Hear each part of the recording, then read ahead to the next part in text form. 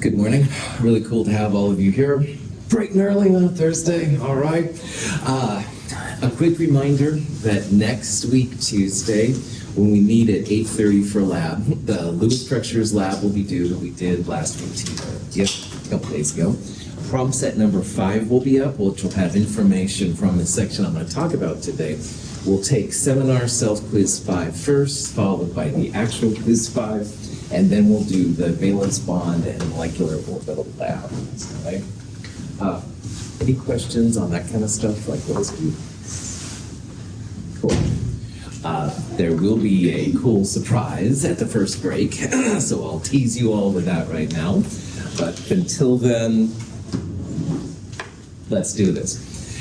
In this section, we're going to try and make a little bit of sense as to what happened exactly in Chapter 4. And in Chapter 4, we describe the Lewis structure. We use Vesper rules to figure out like tetrahedral versus trigonoplanar, bond angles, stuff like that.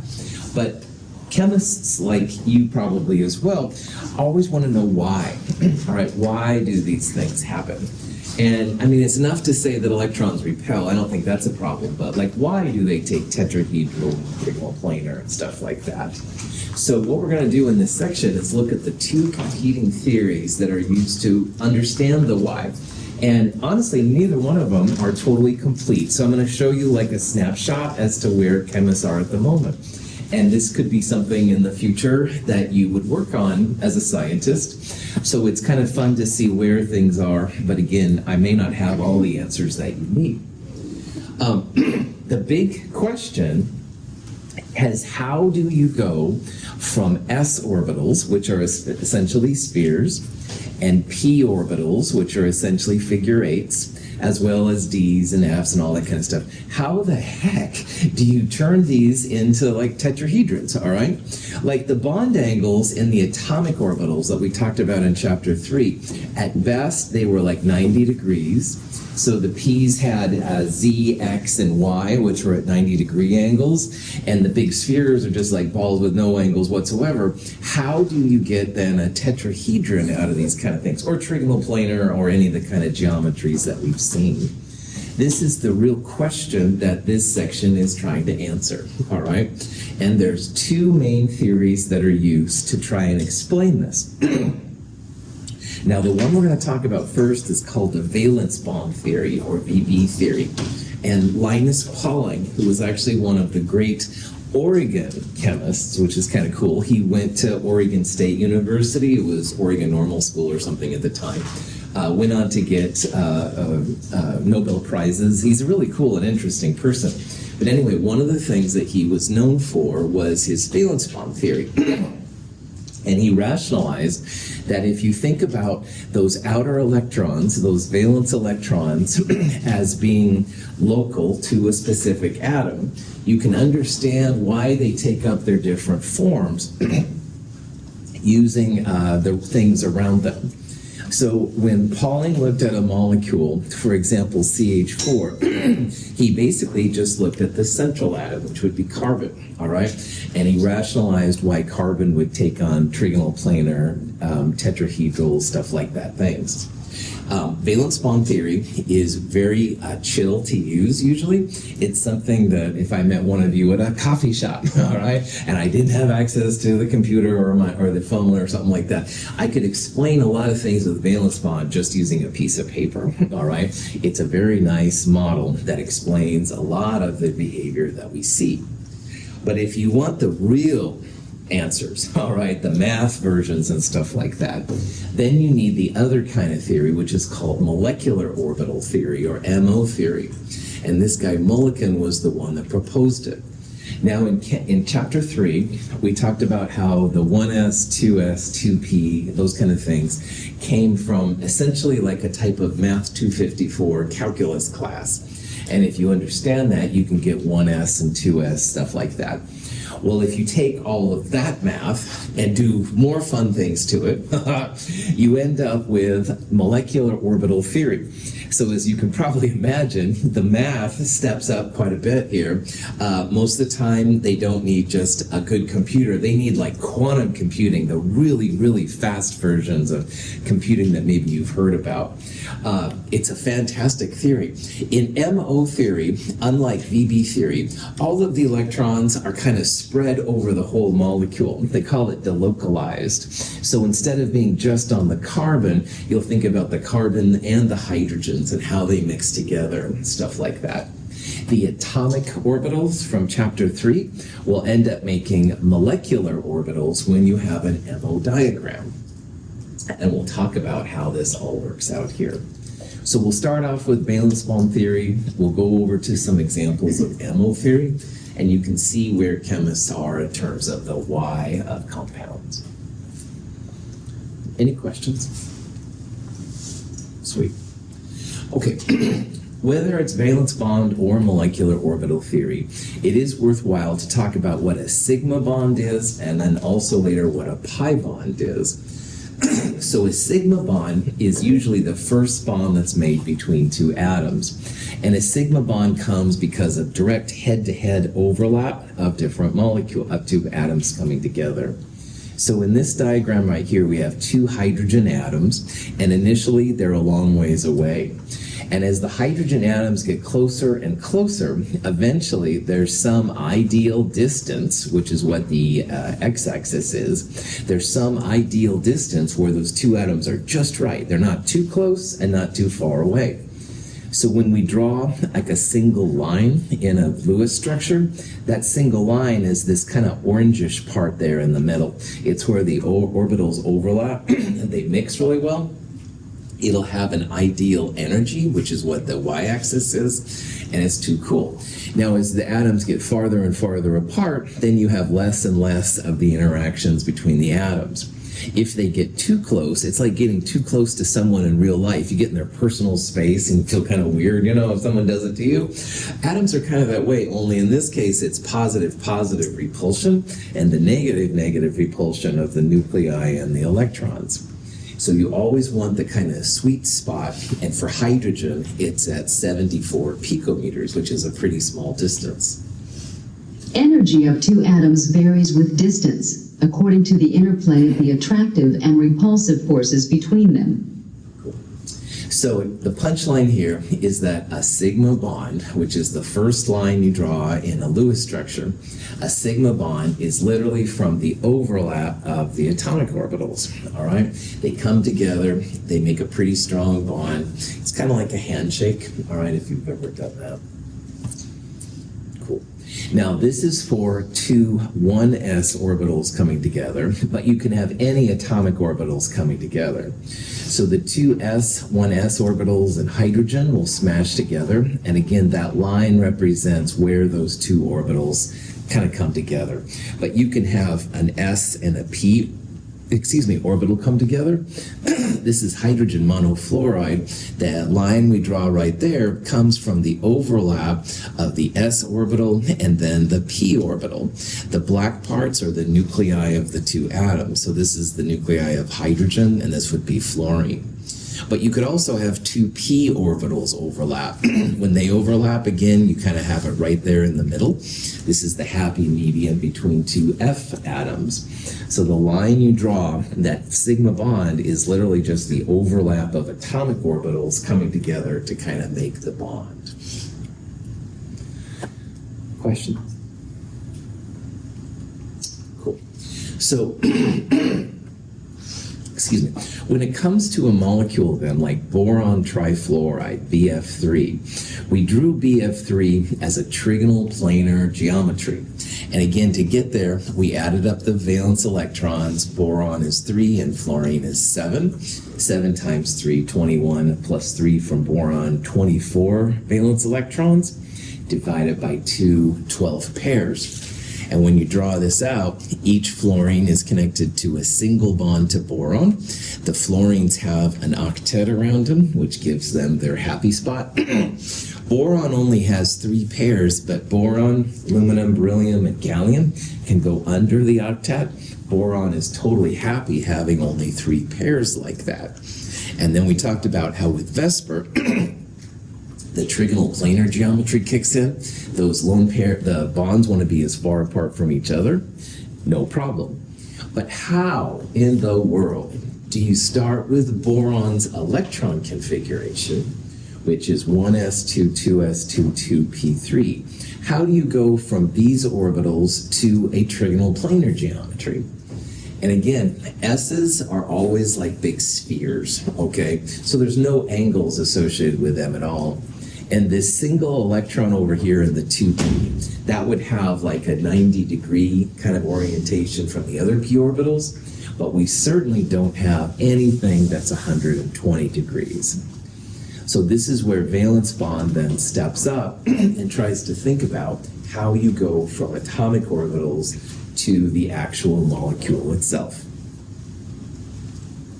So what Linus Pauling proposed, and worked out pretty well, is that he says that the valence electrons, the outer electrons in the atom, the valence electrons are hybridized. Now, hybridization can mean a lot of things to a lot of people, but in this context, hybridization means that all of the valence orbitals are mixed together. So instead of having, in this case, 1 2s and 3 2p orbitals, in this case they hybridize, which means the 1 2s and 2 of the 2p orbitals come together. And if you remember from the diagrams, 2s was filled in before 2p, so 2s was lower in energy. 2s actually comes up in energy a little bit, and the 2p's come down in energy a little bit. So you don't create or destroy any energy, which is really important in thermodynamics. But you end up then with 3 equivalent, what they call sp2 orbitals. So sp2 means that it comes from an s and 2 parts p. One of the p's is unused, and we'll talk about that later. But it's those 3 orbitals, the 2s and 2 of the p's, that come together. And because they come from 1 part s and 2 parts p, that's where the sp2 thing comes from. I'm just the messenger, I didn't make the rules. However, when they hybridize, they mix, and they all end up with the same energy. And Hund's rule said that you put electrons in each orbital first, and you only start by mixing them together if there's no more room. Hund's rule says then if these 3 are literally all the same energy, there's going to be 1 electron per orbital. So when chemists think about boron trifluoride, this central trigonal planar boron, they call it sp2 hybridized. And it's a way to justify how you go from spherical s orbitals and figure 8 p orbitals into these trigonal planars. So these hybrid orbitals are what happens when the molecule forms. Instead of having a 2s and 3 2p's, one of the 2p's just sits there, but the other 3 mix. That's what hybridization means. And if you put 3 atomic orbitals in, you have to get 3 molecular orbitals out. This is kind of the game when it comes to these kind of things. And they're all the same energy, so each orbital gets its own electron.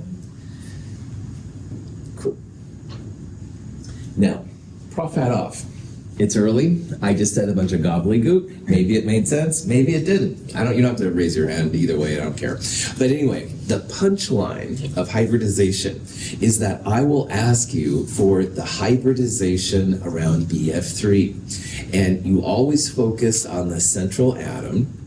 The electron pair geometry will tell you the hybridization. So what that means is that every time you see trigonal planar, you want to put down that it's sp2 hybridized, okay? And again, this sp2 just comes from the mixing of the atomic orbitals on the central atom boron.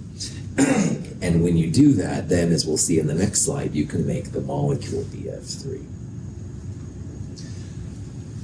Any questions? Okay. Did I skip one? Yes, sorry about that. All right. So boron trifluoride comes from the 1,2s orbital and 2 of the 2p orbitals. So the 2s plus 2 2p's, 3 orbitals total, make 3 hybrid orbitals. And because the hybrid orbitals came from a mix of s and 2p's, that's where the sp2 comes from. Now, when you do a little bit of math on that, the hybrid orbitals, they kind of look a little bit like a mushroom. Sometimes we'll see pictures and it looks like a teardrop. That's the same thing. But the fanciest version actually shows like a mushroom. And there's reasons for the coloring that have to do with math. We don't need to worry about it. But because they're all the same energy, they want to be as far apart from each other as they can. So the reason that BF3 is trigonal planar, it's not because of the outer atoms, it's because of the inner atom. That inner boron has been hybridized to an sp2 system. And they all then are equivalent. They all have the same energy. They want to be as far apart from each other as they can. Cool. The fluorines on the outside are just using their atomic orbitals. They're going to use one of their p orbitals to smash into the mushroom or teardrop shaped sp2 orbitals. It's going to create a sigma bond. So that's what this single bond there that you draw means. All right. The sp2 boron is smashing into a 2p orbital on fluorine, makes the bond. Good to go. This shows a little bit better what's happening here. So first of all, in chapter 3, excuse me, 1s2, 2s2, 2p1 was the electron configuration of boron. The 1s electrons are too deep in the nucleus, so they don't do anything. It's only the valence electrons you look at. So we would say that boron has 3 valence electrons. That comes from the 2s2, 2p1. Normally, the 2p1 orbitals are higher in energy, but once you mix or hybridize them, all 3 of those become the same energy, and they each get a single electron. So what they kind of look like is like a mushroom, or sometimes it'll be drawn like a teardrop, like it is right here. That's one of the sp2 orbitals. You have 1, 2, 3 sp2 orbitals because you took 3 of the atomic orbitals to make them. And then on the outside, fluorine has just one of its 2p orbitals. So if you remember, fluorine is 1s2, 2s2, 2p5. And the 2p5 you would split up into 3 orbitals. So you go 1, 2, 3, each electron in its own first, 4, 5. But one of the 2p orbitals is singly occupied. And that's the one that's going to make the sigma bond. So this yellow kind of p orbital, that's the singly occupied 2p in fluorine. And it smashes into boron. The overlap of the fluorine 2p orbital and the boron sp2 orbital makes a sigma bond. Boron trifluoride is happy. Prof hat off once again, though. It's blah, blah, blah, like in peanuts, right? That's what it sounds like, and no one has raised their hand, and I hope it's not that way, but if it is, it's okay. The punchline is that the electron pair geometry, which I just happen to have this convenient table of, the electron pair geometry will tell you the hybridization. So because boron trifluoride is trigonal planar, the central atom boron is going to be sp2 hybridized. Okay. Any questions? All right.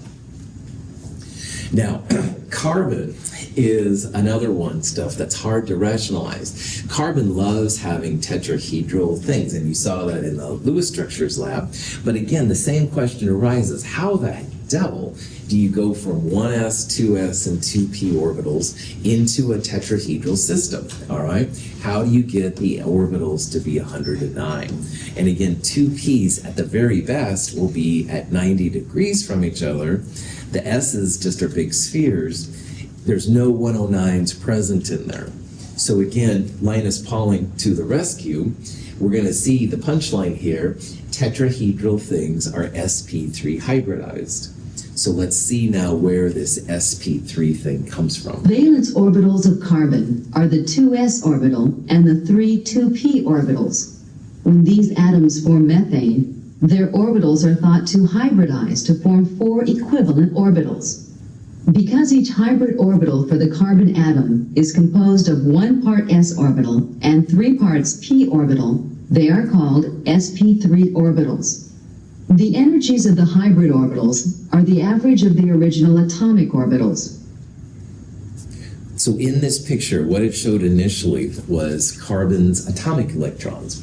1s2 is core, it's deep, it doesn't react, but 2s2, 2p2 definitely are the valence electrons.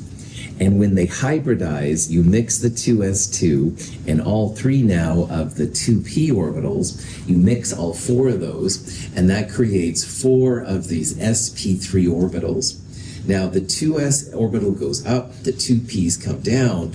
All the energies now are the same for all orbitals. So before 2s was filled in before 2p, now they're all the same energy. And if they're all the same energy, then you get 1 electron per box, i.e. Hund's rule. So you end up with 4 sp3 orbitals. So in this little video right here, these teardrop looking things, those are the sp3 orbitals. There's 1, 2, 3, 4 of them. They each hold 1 electron. They're all big and negative. They want to be as far apart from each other as they can, hence the tetrahedron. Now methane is CH4, all right? The hydrogens that come in, they just have their 1s orbitals. They connect to one of the sp3 orbitals. The 1s and one of the sps come together. You've got that overlap. You end up making a sigma bond. Good to go. And again, punchline, anything tetrahedral will be sp3 hybridized. Cool. Questions? A methane molecule forms when 4 hydrogen atoms form sigma bonds to the sp3 hybrid orbitals of the carbon atom. This video here shows one of the 4 sp3 hybrid orbitals. Again, they kind of look like teardrops, or sometimes mushrooms, but it doesn't matter. Anyway, this teardrop thing then smashes into the atomic 1s orbital of hydrogen. And where the smashing comes together, that's where the sigma bond is made. When we draw a single line between carbon and hydrogen, this is the single line. All right, that's the overlap of the orbitals. That's the glue that holds them together. So what I'm hoping that you're seeing is that, first of all things tetrahedral are sp3, but it's really only sp3 for the central atom. The outside atoms, like fluorine in the last example, or hydrogen here, they just use their atomic orbitals. So that's why in valence bond theory, it's only the central atom which is hybridized. It's mixed around to make these things. But methane is very common. It's basically natural gas. If your house uses natural gas for heating or cooking, you are using methane essentially. So yeah, questions? This is an overview of CH4 creation. You start here on the left with a carbon. Now 1s2 electrons are deep in the core and they won't do anything. But the 2s2, 2p2 electrons are the players here when methane is made. So initially you've got the spherical 2s and the 3 figure 8 2p's. And when they mix, which is hybridization in this world, you end up with 4 kind of teardrop looking things. Now this is the better mushroom version. It doesn't matter, mushroom, teardrop, it's all the same. These are all going to be the same energy. So you can see here they're all on the same energy level. So if they're all the same energy, then one of these electrons jumps ship, has its own orbital. They're going to be as far apart from each other as they can to minimize the energy attraction. And then the hydrogens come in just with their 1s orbital. So the hydrogens aren't hybridized. It's only the central atom, carbon here, which has something happen to it. So this hybridization thing works really well. Again, you use the electron pair geometry to figure out what the hybridization is going to be. Now, we just looked at tetrahedral and trigonal planar electron pair geometries, but you can do something similar when you have a linear system. Linear systems are thanks for playing. Linear systems are SP hybridized. In the lab, we looked at some trigonal bipyramid and octahedral geometries. Trigonal bipyramids are SP3D. Octahedrals are SP3D2. All right? So it's literally the electron pair geometry that will tell you the hybridization.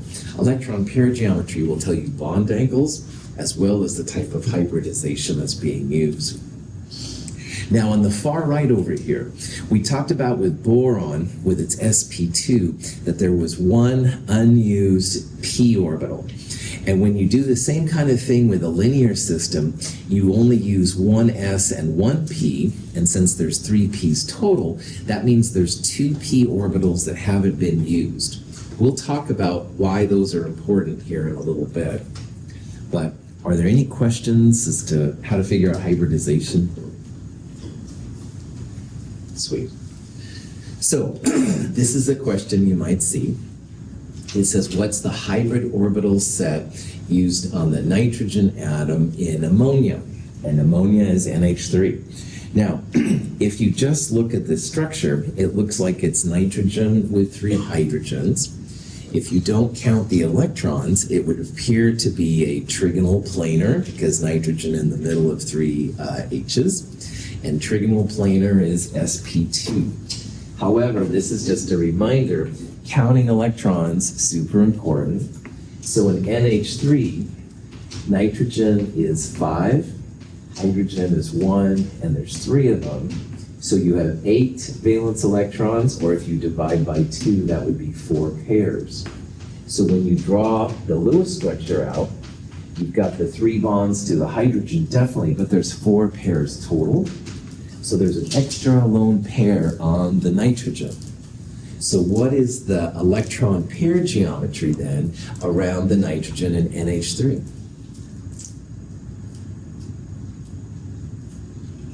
Tetrahedral. Thank you, Taylor. Yeah, tetrahedral. And tetrahedral then will be sp3 hybridized. So the lone pair doesn't appear in the formula, but it's definitely having an influence. And you need the electron pair geometry to figure out what the hybridization is.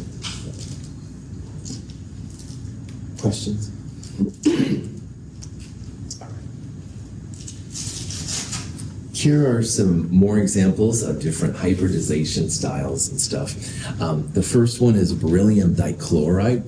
Remember beryllium, boron, aluminum, gallium, they can be under an octet. So beryllium is actually very happy with just a single bond to chlorine. And so in this case then, this is a linear electron pair geometry. 2 berylliums are opposite. So this is sp hybridized. Anything linear will be sp. We looked at boron trifluoride earlier. That's a trigonal planar system, so that's going to be sp2. And tetrahedral carbon in methane means it's going to be an sp3 hybridized. Again, these are the little bit better mushroom looking instead of just teardrops, but it's the same idea. Each one of those holds a single electron, and then the outer atoms, hydrogen, fluorine, or chlorine, whatever, they're all going to have their atomic orbitals smash in with those hybrid orbitals to make the sigma bond. So, all right. Cool. All right. This is a kind of question you might see on a quiz or exam, and we're just going to go around this molecule, and I want you to tell me the hybridization of the atom that it's pointing to. And again, remember, the punchline here is that you look for the electron pair geometry. So this nitrogen is going to be the first one. We'll go around over here. This nitrogen has 1, 2, 3 single bonds and 1 lone pair. What's the electron pair geometry around the nitrogen? Tetrahedral. Well done. And anytime you have tetrahedral, it's going to be sp3 hybridized. So that nitrogen there is sp3 hybridized. Carbon, which this one is pointing to next. This carbon has 1, 2, 3, 4 bonding pairs, or 4 sigma bonds. And again, like the last one, anytime they have 4 pairs, lone pairs or bonding pairs, that's going to be tetrahedral, tetrahedral, sp3.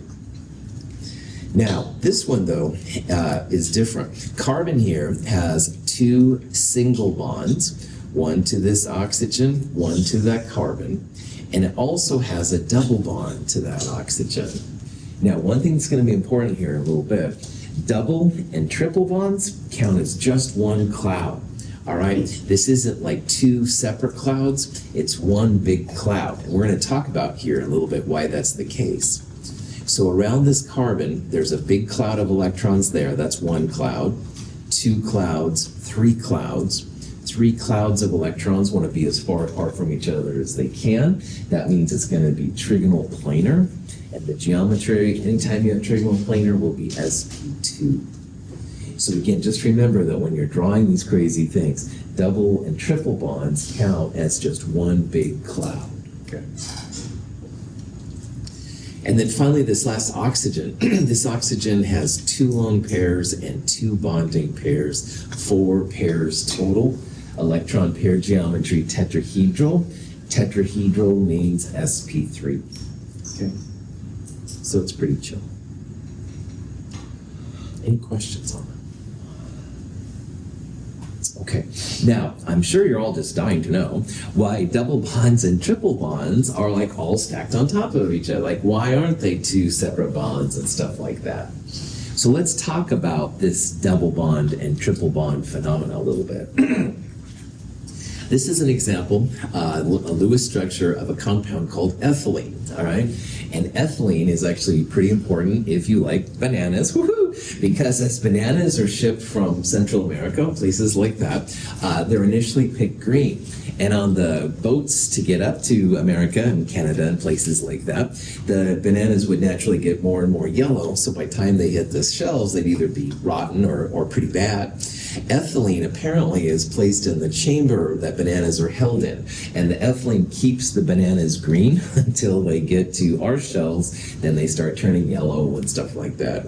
I like bananas, so ethylene is cool. But anyway, that's not really relevant here. This molecule has a carbon-carbon double bond, all right?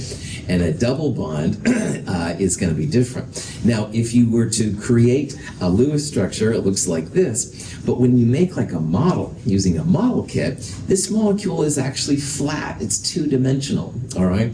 There's like nothing above or below the plane of it, which is kind of interesting. This is the result of a trigonal planar geometry. Trigonal planar geometries are flat. So what we're going to do here is look at what that double bond is all about. All right, it's one thing to draw it, but what the heck is going on with a double bond?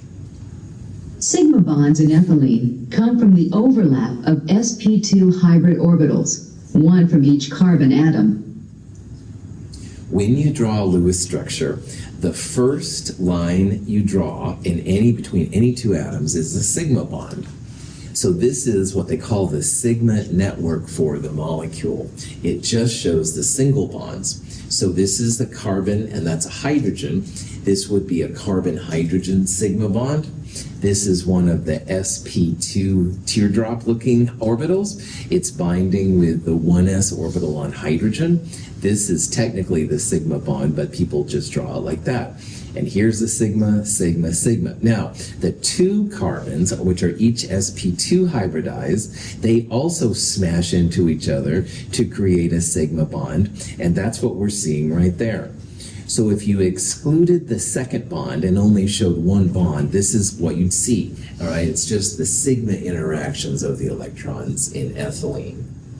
But a really interesting thing happens when you make a second bond in a double bond. And we talked about in the last chapter, the second bond is called a pi bond. So we're really going to look at what exactly a pi bond is. And remember, a double bond would be 1 sigma plus 1 pi bond. So if you're going to make a double bond, if you're going to make the pi bond in a double bond, we're going to start using those unused p orbitals. So carbon, 2s2, 2p2 like before. In a trigonal planar environment, we're going to take 3 of the 4 orbitals to make the sp2 orbitals. But there's also that extra 2p orbital which is unused. And if you remember about 2p orbitals, they can be x, Y and Z oriented like 90 degrees. Well, what happens in these sp2s, it's the Z one, the one that's up and down, that survives, all right? So both of those carbons have like a 2p orbital sticking up and below the rest of the molecule. And a pi bond forms because that up and down part of the 2p orbitals, they actually make a connection. It's a type of a bond, all right? Now this is the weirdest thing because the sigmas are in the middle and the p's, which are above and below, they interact both on the top and the bottom of the molecule, all right?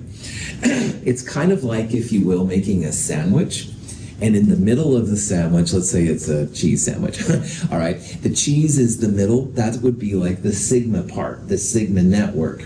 And when you think of a sandwich, you usually think of the cheese, not the bread. However, without the bread, you don't have a sandwich. Well, the pi bond is the bread. It's both above and below the sigma network, all right? So when we draw that second line there on that double bond, there's two parts to it. It's like above and below the sandwich. It protects, in some ways, the sigma network in the middle. So pi bonds are usually the ones that react first, all right? They're easier to get at. Something comes in, wants electrons, that pi electrons above and below, it's going to take that usually before it takes the sigma, which is really interesting. So pi bonds are a little weird.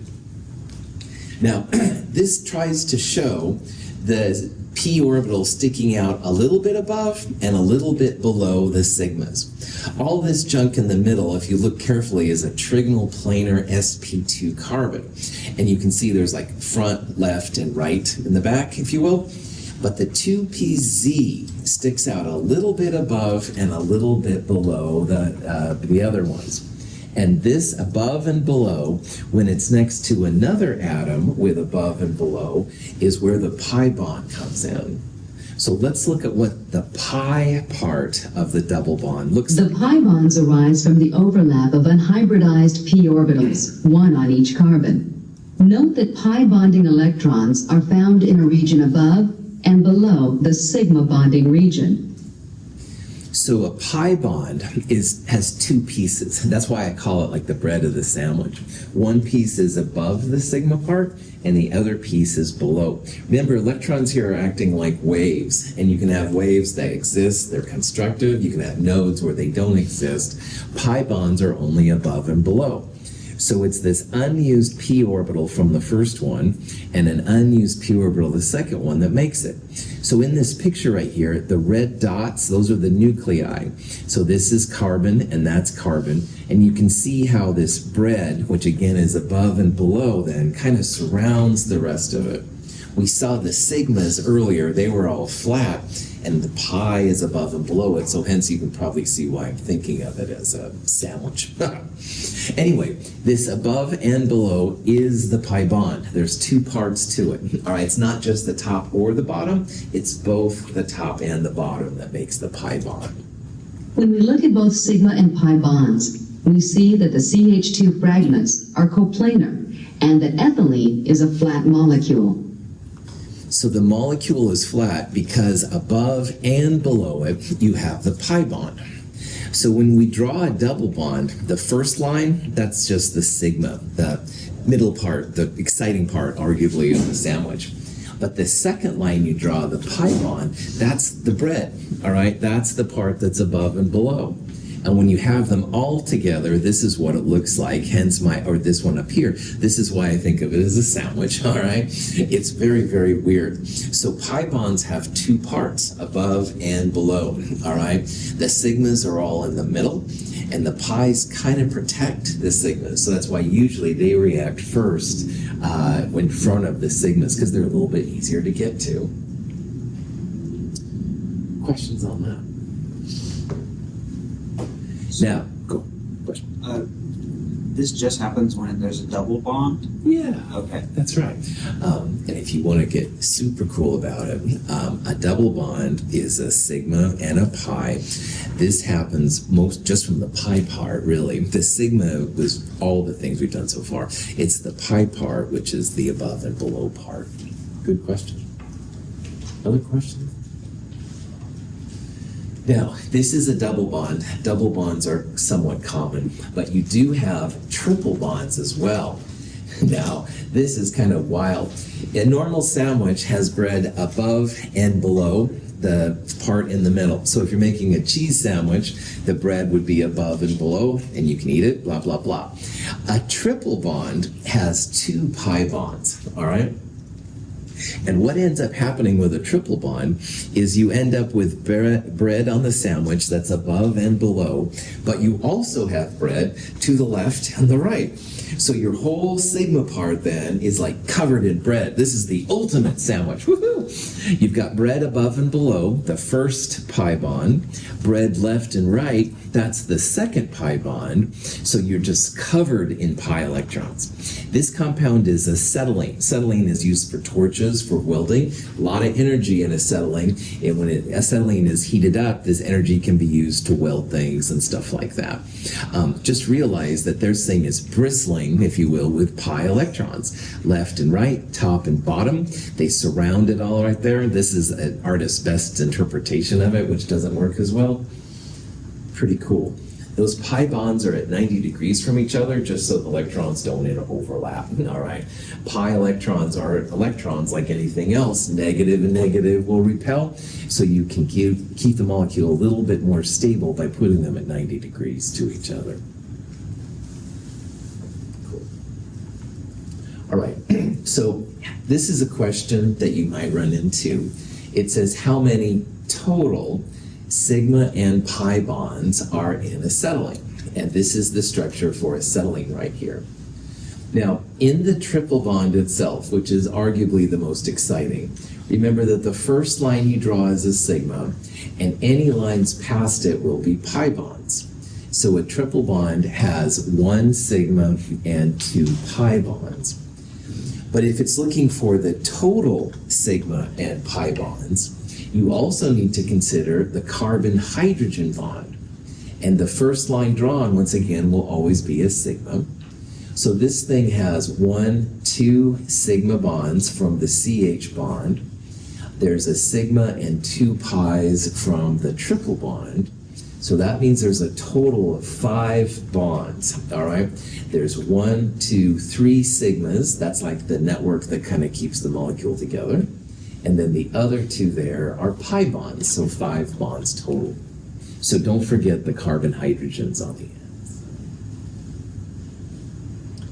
Question?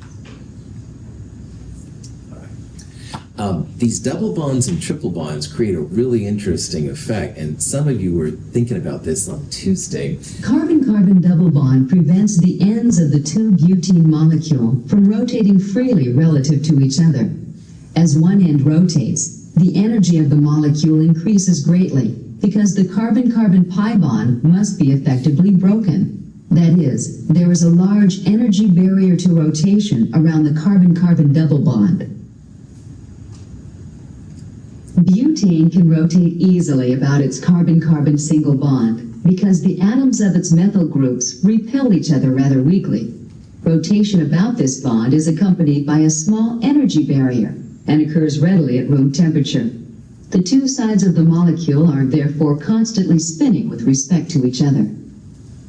In the top part up here, we're comparing 2 4-carbon systems. So black atoms are usually carbon, so 1, 2, 3, 4, and 1, 2, 3, 4. And the difference between them is that the left-hand side has a double bond, and the right one there has just a single bond. Then there's these little graphs next to it, all right? Let's say this is about 30, and we'll say this is about 230. So the difference on the y-axis is about 200 kilojoules per mole, like 230 minus 30. Over here, let's say this is about 80 and this is about 20. So the difference on this y-axis is about 60 kilojoules per mole. And why that's important, this is a much higher barrier to go over than this one is right here. And on this one, it's basically saying how much energy it takes to rotate around a double bond. And 200 kilojoules per mole is almost prohibitive most of the time. You can't take this one and rotate it up here. On the other hand, a sigma bond is a much lower energy barrier, and you can rotate that very, very easy. Down here, you see two carbon system. This is a carbon-carbon double bond. This is a carbon-carbon single bond. And again, the single bonds will rotate all the time, like propellers, all right? They'll go around really, really fast. But it's usually very difficult to make a double bond rotate around. That double handshake, or those extra pi electrons, really make the molecule kind of stuck in place. So what this comes down to is that the single bonds will rotate very, very easily. And it's easy then, and like if the CH3 is down here, it'll be up there in the next second, no problem. But double bonds don't rotate, and so they'll create isomers a little bit more easily than the single bonds will. So the double bonds will often have like weird kind of isomer things going on. Any questions on that? Okay, so in the next section, I'm going to start talking about the other theory, which is molecular orbital theory. I think this is a good place to take a break, though. Tess, do you want to? Today's my birthday, so I'm going to pass out cookies to everyone. Tess, you're totally cool, and happy birthday. That's totally cool. Yeah, so we'll take a break here. Tess's cookies, that's super cool of you. We'll meet back here about 9:20 or so and start again.